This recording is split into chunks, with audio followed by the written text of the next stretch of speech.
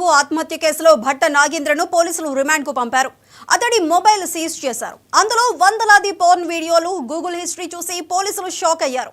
శృంగార సామర్థ్యం పెంచుకునేందుకు అనేక మందుల కోసం వెతికినట్లు తేలింది.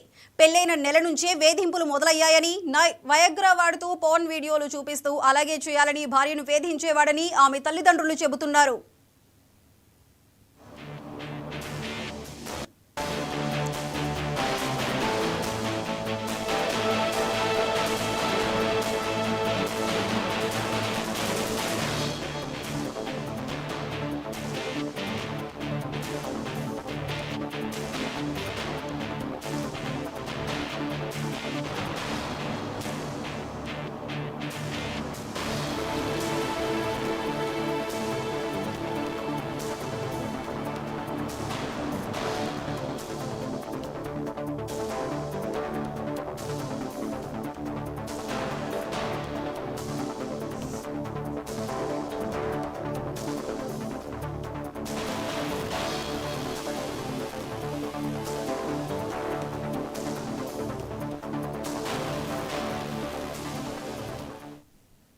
విశాఖలో కొత్త వధువు ఆత్మహత్య కేసులో భర్త నాగేంద్రను పోలీసులు రిమాండ్కు పంపారు. అతడి మొబైల్ సీజ్ చేశారు. అందులో వందలాది పోర్న్ వీడియోలు, గూగుల్ హిస్టరీ చూసి పోలీసులు షాక్ అయ్యారు.